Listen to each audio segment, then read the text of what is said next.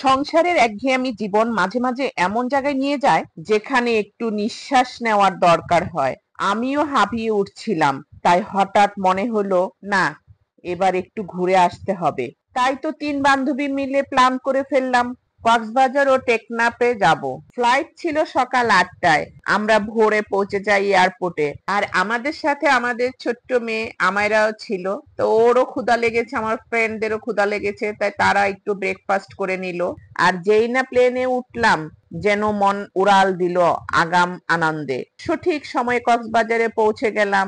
আমার মেয়ে আমাদের রিসিভ করতে এলো। শুরু হলো আমাদের নতুন অ্যাডভেঞ্চার। প্লেন থেকে নেমেই আমরা আর কি করব, আমাদের তো একটাই কাজ, তাই না? আমরা একটু ভিডিও করব, ছবি তুলবো। এই তো সবাই মিলে আমরা চারজনে মিলে আবার একটু ছবি তুলে নিলাম, ভিডিও করে নিলাম। আমার মেয়ে আসতে একটু দেরি হলো, অতক্ষণ আমরা আবার একটু ওয়েটিং রুমে ওয়েট করছিলাম। মেয়ে আসলো যথাসময়ে। গাড়িতে উঠে এখন আমরা হোটেলের উদ্দেশ্যে রওনা হলাম। আজকের দিনটা রাত্র পর্যন্ত, অর্থাৎ হয়তো 9টা-10টা পর্যন্ত আমরা কক্সবাজারেই থাকবো। এর জন্যই হোটেলের রুম নিলাম, কারণ একটু রেস্টের দরকার আছে। গোসল করব, ড্রেস চেঞ্জ করব। কক্সবাজারের সমুদ্রে আসলেই মনটা ভালো হয়ে যায়। কিন্তু আজকের বিশেষ ব্যাপারটা ছিল বর্ষা। বৃষ্টির দিনে কখনো কক্সবাজার আসিনি, তাই এ এক অন্যরকম অভিজ্ঞতা। বৃষ্টিতে ভিজে বিচে যাওয়ার জন্য নতুন স্যান্ডেল কিনলাম। ছোট্ট মেয়েটার জন্য খেলনা নিলাম, সেও তো বিচে খেলার জন্য একদম তৈরি।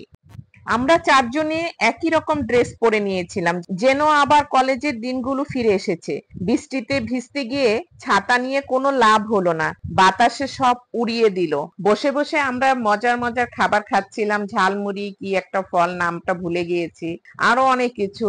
যা পাচ্ছি তাই খাচ্ছি। সমুদ্রের বাতাসের যে দেশ, এই ছাতা ধরে রাখতে পারতেছি না, শরীর একদম ভিজে গেল, ব্যাগ ট্যাগ সব ভিজে গেল। তারপর আমাদের আনন্দের কোনো কমতি নাই। আমরা সবাই মিলে এই দেখেন ঝালমুড়ি, উফ, একদিকে বৃষ্টি পড়ছে, আরেকদিকে বাতাস, এর মধ্যে বসে ঝালমুড়ি খেতে কি অসাধারণ যে লাগছে তা আপনাদের কাছে আমি ভাষায় প্রকাশ করতে পারবো না। তারপর আমরা সমুদ্রের দিকে হেঁটে চলে গেলাম। সমুদ্রের পানিতে একটু গা ভেজাবো না, এটা কি হয়? তারপরে তো চলে গেলাম এই যে এখানে এসে আবার ফটো তুললাম, ভিডিও করলাম আপনাদেরকে দেখানোর জন্য। আমাদের আমায়রা দেখেন কি মজা করে খেলছে। আজকে আমাদেরও মনে হচ্ছে আমরাও ছোট্ট আমায়রার মতো হয়ে গেছি। এখানে আসার পরে তখন আর মনে থাকে না যে আমরা কি বড় না ছোট। সবাই মিলে খুব আনন্দ করলাম। এই যে দেখেন এখন আমি আমার বান্ধবীকে নিয়ে রাইটে উঠে গেলাম। এখানে আমরা সমুদ্রের বিচে পুরাটা বিচ ঘুরে বেড়াচ্ছিলাম, খুবই ভাল লাগছিল। আসলে একা একা বান্ধবীদের সাথে আসার মজাই অন্যরকম। এই কক্সবাজার টেকনাফ ট্রিপ আমাদের জীবনের অন্যতম সুন্দর মুহূর্ত হয়ে থাকবে। আর 2 দিনের ভ্রমণ বাকি, আরো অনেক গল্প বাকি। সেই সব গল্প ভিডিওতে আপনাদের সাথে শেয়ার করব, অপেক্ষায় থাকুন। আজকের মতো ভিডিওটা এখানে শেষ করছি। আল্লাহ হাফেজ।